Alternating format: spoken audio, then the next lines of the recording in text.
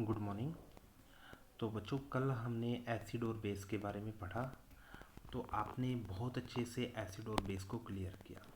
तो आज जो हमारा टॉपिक है, आज जो हमारा नेक्स्ट टारगेट है, उस नेक्स्ट टारगेट के अंदर हम यही बात करने वाले हैं कि अगर आपको कोई गिवन सॉल्यूशन दिया गया है, वो गिवन सॉल्यूशन आपका एसिडिक होगा या फिर बेसिक नेचर का रहेगा। ओके। तो आज हम बात करने वाले हैं इंडिकेटर। तो इंडिकेटर हमारे को यही बात बताने वाले हैं कि आपका जो गिवन सॉल्यूशन है दैट इज एसिडिक नेचर और बेसिक नेचर। ओके। तो ध्यान रखना है, indicator on the basis of colour and on the basis of their smell हमारे को बहुत अच्छे से क्लियरली इंडिकेट कर देंगे कि आपका जो गिवन सब्सटेंस है इज एसिड और बेस। तो आप यहाँ से डेफिनेशन को भी अच्छे से रीड आउट कर सकते हो। These are the substances which changes their color or smell in different type of the substance and help to indicate them। Means आपको बहुत अच्छे से क्लियरली पता चल जाएगा कि आपका जो गिवन सब्सटेंस है वो एसिडिक है और बेसिक है। ओके। तो अब हम बात करने वाले हैं टाइप्स ऑफ द इंडिकेटर। तो टाइप्स ऑफ द इंडिकेटर के अंदर जो हमारी फर्स्ट टाइप है that is the natural indicator. तो ध्यान रहे, जैसा कि इस नाम से ही आपको बहुत अच्छे से क्लियरली पता चल रहा होगा कि नेचुरल इंडिकेटर का क्या मतलब रहता है। नेचुरल इंडिकेटर का मतलब रहेगा कि ऐसे इंडिकेटर जो हमारे को नेचर में से प्रोवाइड होते हैं। फॉर एग्जाम्पल, यहाँ पे आपको देखो लिटमस पेपर का एग्जाम्पल लिया गया है। तो ध्यान रहे बेटा, लिटमस पेपर्स को हम प्लांट से क्रिएट करते हैं। मीन्स प्लांट से ही लिटमस पेपर को तैयार किया जाता है। ओके।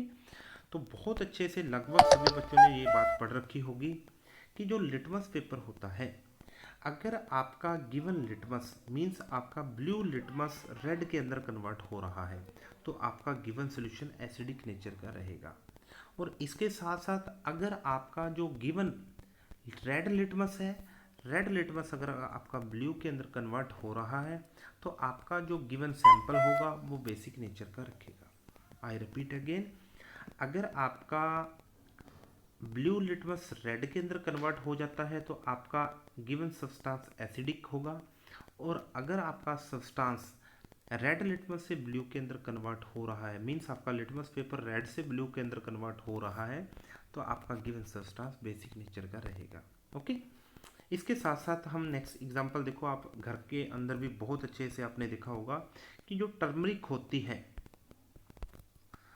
जो आपकी टर्मरिक होती है मीन्स जो आपकी हल्दी होती है, हल्दी भी आपका एक नेचुरल इंडिकेटर की तरह बिहेव कर सकती है। आपने देखा होगा बेटा, कई बार आपके क्लॉथ के ऊपर सब्जी वगैरह लग जाती है, उस सब्जी के अंदर टर्मरिक रहेगी।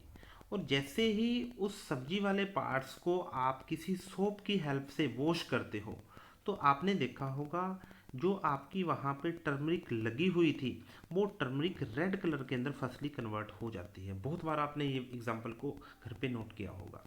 तो आपने देखा बेटा, अगर आपकी टर्मरिक के ऊपर कोई भी चेंज नहीं हो रहा तो आपका गिवन सब्सटेंस एसिडिक होगा। बट जैसे ही उसको बेस के कॉन्टैक्ट के अंदर लेके जाएंगे, टर्मरिक को बेस के कॉन्टैक्ट में लेके जाएंगे तो वो रेड कलर के अंदर कन्वर्ट होनी शुरू हो जाती है। ओके। तो इसके थ्रू आप बहुत क्लियरली बता सकते हो कि आपका जो गिवन सब्सटेंस है दैट इज एसिडिक और बेसिक नेचर। ओके। तो आपने यहाँ पे नेचुरल इंडिकेटर को अच्छे से क्लियर किया। नेचुरल इंडिकेटर के अंदर फर्स्टली लिटमस की बात होती है और सेकंड बेटा टर्मरिक की बात हो सकती है, और भी आप बहुत सारे एग्जांपल नोट कर सकते हो जो कि नेचर के अंदर क्लियरली प्रोवाइड होते हैं। ओके। अब हम बात करने वाले हैं, नेक्स्ट है हमारा सिंथेटिक इंडिकेटर। स्क्रीन के ऊपर देख रहे होगे यहाँ पे सिंथेटिक इंडिकेटर के अंदर जो,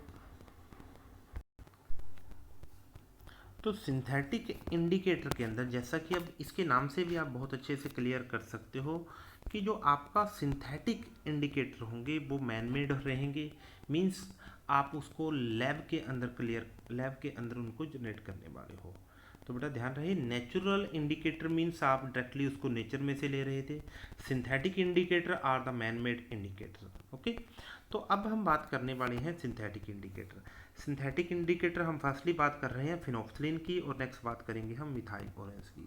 तो यहाँ पे आपने फिगर के ऊपर ध्यान देना है। ओके।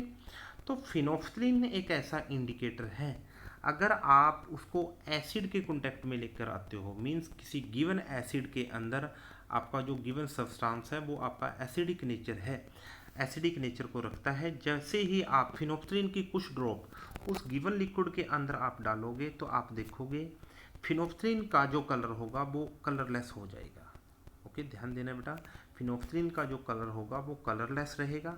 बट जैसे ही आप फिनोप्थलीन को किसी बेस के कांटेक्ट में लेकर आते हो तो बेस के कांटेक्ट में लेकर आने से आप इस फिगर के अंदर बहुत अच्छे से क्लियरली देख सकते हो कि आप बेस के कांटेक्ट में आते ही फिनोप्थलीन का जो कलर है वो पिंक कलर का हो जाएगा। ओके, अब इसके बाद हम बात करते हैं मिथाइल ऑरेंज की। Methyl orange is also a synthetic indicator. तो बेटा ध्यान दें, मिथाइल ऑरेंज को जैसे ही हम एसिड के कांटेक्ट में लेकर आते हैं तो आप इस फिगर को भी साथ के साथ देखते चलना है। जैसे ही हम उसको एसिड के कांटेक्ट में लेकर आते हैं तो फिनोप्थलीन का जो कलर है वो रेड रहेगा। बट जैसे ही हम इसको बेस के कांटेक्ट में लेकर आएंगे तो बेस के कांटेक्ट में आते ही इसका कलर येलो हो जाएगा। ओके, तो इस टाइप हम सिंथेटिक इंडिकेटर को क्लासिफाई कर सकते हैं। अब हम नेक्स्ट जो इम्पोर्टेंट बात करने वाले हैं that is olfactory indicator. Most important है और बहुत सारा इंटरेस्टिंग भी रहेगा बेटा ये वाला।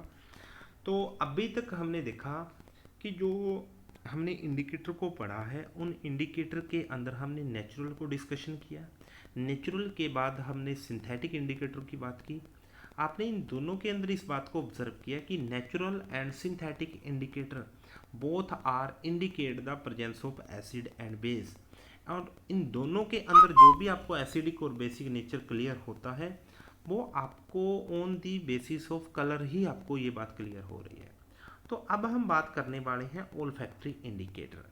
तो ध्यान रहे बेटा, olfactory indicate the given substance is acidic और basic on the basis of smell. Means आप स्मेल के अकॉर्डिंग बता सकते हो कि आपका जो गिवन सब्सटेंस है दैट इज एसिडिक और बेसिक। ओके, अब हम बात कर रहे हैं यहाँ पे बहुत इंटरेस्टिंग रहेगा, दिस इज वेनिला। तो बेटा वेनिला के अंदर अगर आप वेनिला की कुछ ड्रॉप एसिडिक सॉल्यूशन के अंदर डाल देते हो तो जो वेनिला की फ्रेग्रेंस होगी वो बेटा बहुत ज़्यादा बढ़ जाएगी। ओके, बट बेस के अंदर जाते ही जैसे ही वेनिला को बेस के कांटेक्ट में लेकर आते हो तो जो वेनिला की बेटा जो फ्रेग्रेंस होती है वो कम्प्लीटली ख़त्म हो जाएगी। ओके, इसके बाद नेक्स्ट है क्लोव ऑयल्स, मीन्स जो लौंग का तेल होता है। तो लौंग के तेल के अंदर भी बेटा ये बात, लौंग के तेल की हेल्प से भी आप ओल्फैक्टरी इंडिकेटर को यूज़ करते हुए एसिड और बेस का नेचर बता सकते हो। तो क्लोव ऑयल के अंदर जैसे ही आप उसको एसिड के कांटेक्ट में लेकर आओगे तो एसिड के कांटेक्ट में लेकर आने से क्लोव ऑयल्स की जो फ्रेग्रेंस होती है वो बढ़ जाएगी, और जैसे ही बेस के कांटेक्ट में लेकर आओगे तो क्लोव ऑयल्स की जो फ्रेग्रेंस होगी वो कम हो जाएगी। ओके, और ऑन द सिमिलर केस आप ओनियन यूज़ को भी यूज़ कर सकते हो।